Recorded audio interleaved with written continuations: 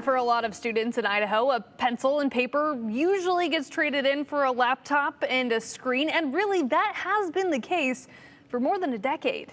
To be competitive in the workforce, students need to know how to type up a document or research a topic online, but those screens have also caused issues. 2 years ago, the West Ada School District started restricting kids' personal cell phone use in the classroom.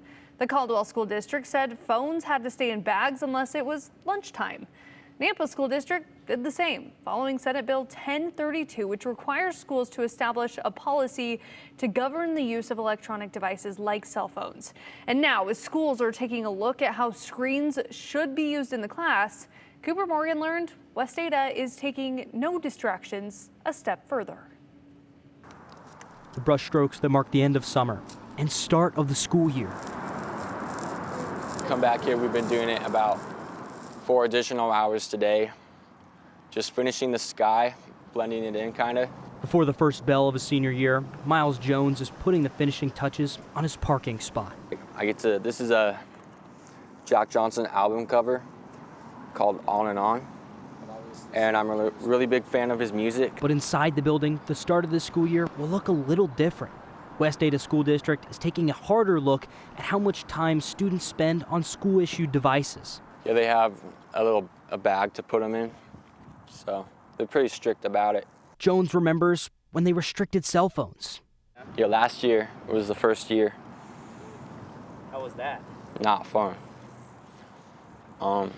But maybe it's a good thing, I don't know. And his mom, Kiri Jones, has watched those changes play out with Miles. I'm out of practice, let's just say. And her youngest son, who's in middle school. Our principal was even like, I'd rather them be like throwing some broccoli at each other and, than having the silence. For her, it's less about the technology itself. Kids are being kids instead of having something in front of their faces. And more about what her kids are actually doing with their time at school.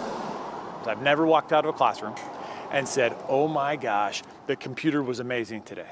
I have walked out of every single classroom and thought, oh my gosh, we are so lucky to have that educator in front of those kids every single day. And really that's what this is. This is a value on the educators that we have in our classrooms. West Ada wants most of the school day off screen. About 90% of class time screen-free in elementary, 80% in middle school, with no school-issued devices during recess, lunch, or other unstructured time. 80 to 90% is a target. That's really where we're sit today. For high schoolers, any time on a school-issued device without a clear classroom task is now limited because it's less about the presence and more about the use. The last 5 minutes, we're not going to say, hey, pull your devices out and you can go ahead and jump on your computers. We're going to make sure that those are learning opportunities. We only get our kids so often, and so we want to make sure we capitalize on that.